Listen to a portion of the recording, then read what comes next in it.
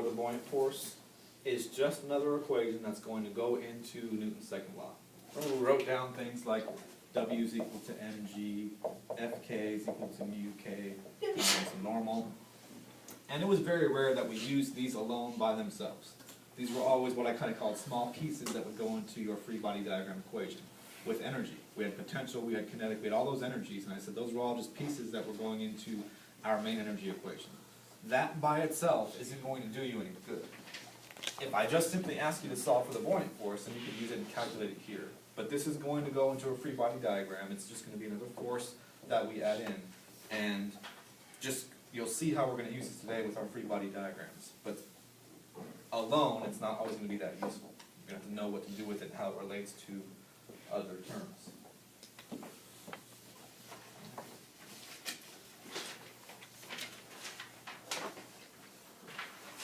Let me write down Archimedes' principle.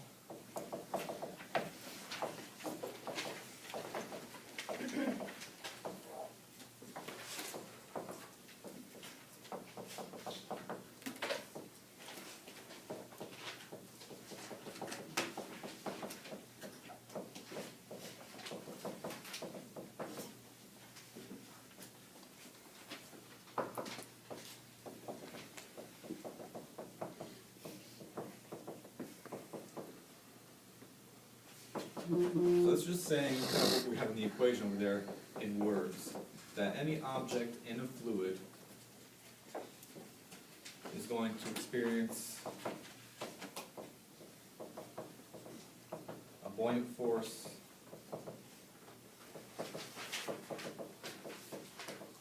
equal to the weight volume of fluid displaced.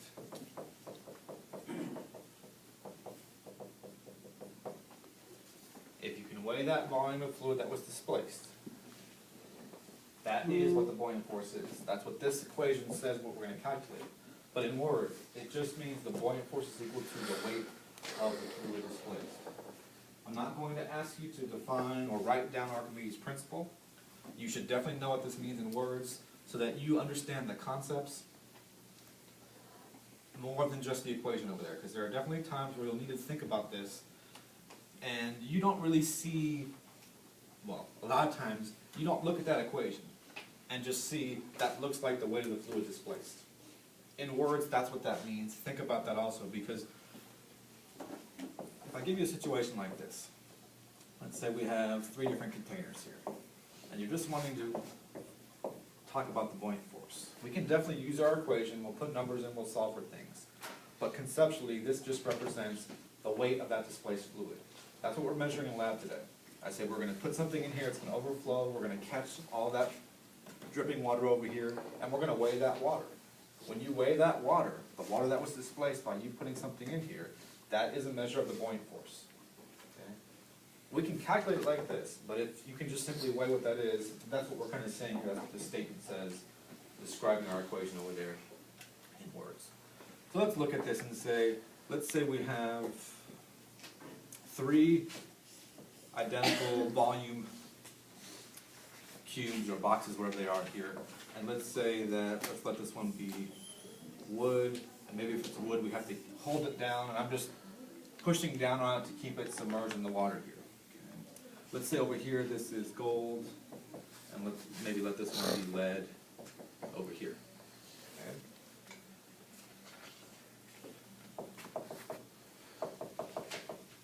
All 3 masses here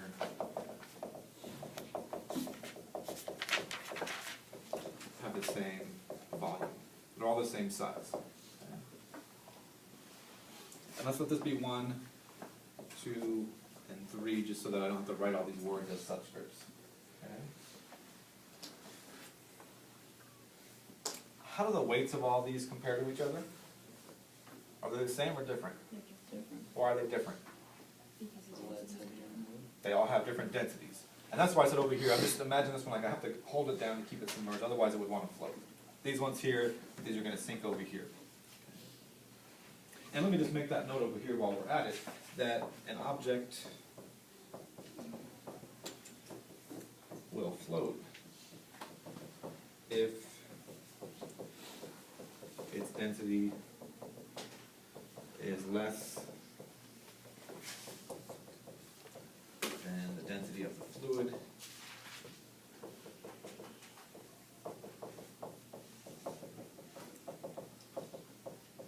The fluid that it's trying to float in. Okay? Well, So this how is is that just, true? A cruise ship is more dense than water, but it floats. it's average density, it's overall density. Oh, It's okay. hollow on parts of the inside, and that's how it's gonna Okay. float. Just the steel itself isn't, but the whole thing together would be less dense than the density of seawater. Okay. And let me just add that in there and say that if its average density is less than the density of the fluid. Okay? So let's just say if the density of the object is less than the density of the fluid, that's your condition for if an object will float or not. Okay? These densities here are bigger than 1,000, which is the density of water. This one over here is less. Let's actually see if we can find those in our table here, just so we can write those down. I don't think we'll do any calculations here, but just for reference here. This density here is equal to 11.4 times 10 to the third kilograms per cubic meter. For gold, we'll have 19.3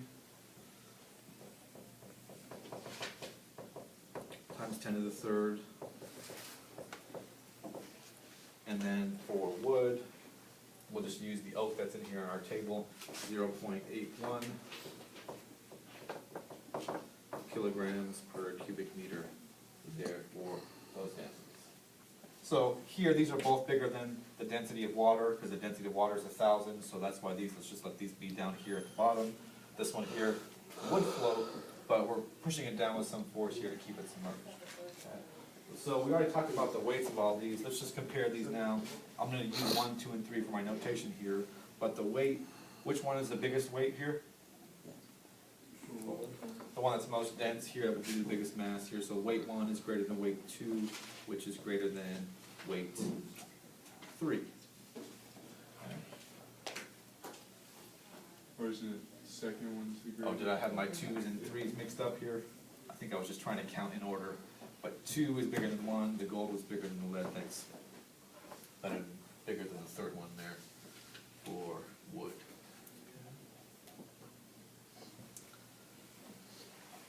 How does the buoyant force compare for all three of these? Which ones? Gold is different. Then which one? How do I rank those?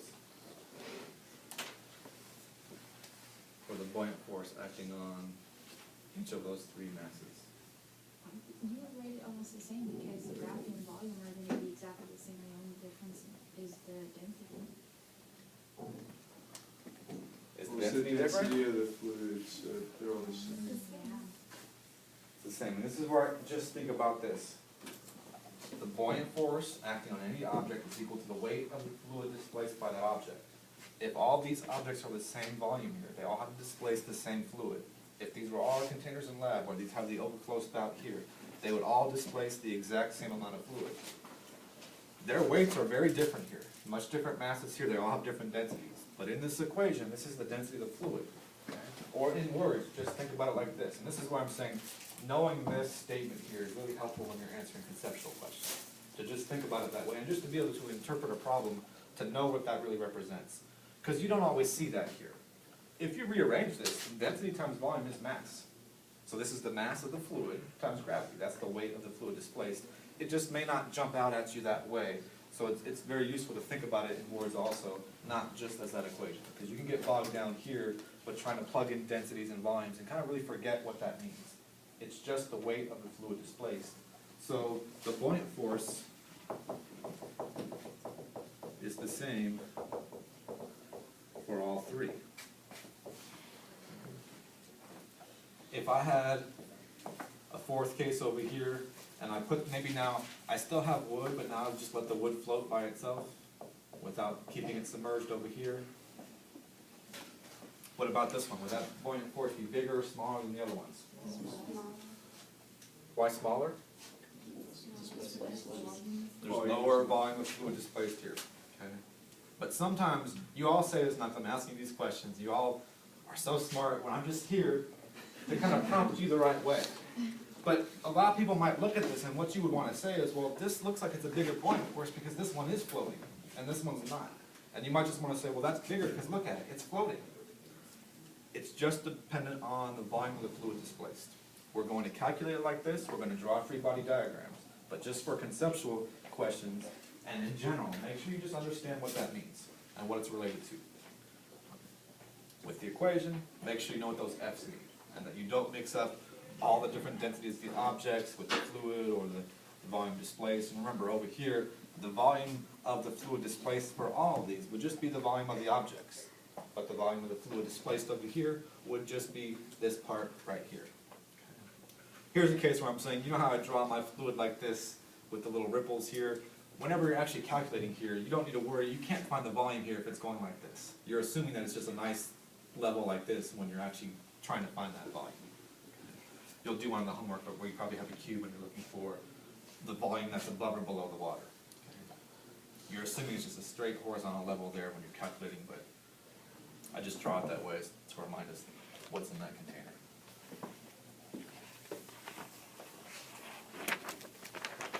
This is a topic that usually takes a little bit more time than some other things that just process and let it marinate.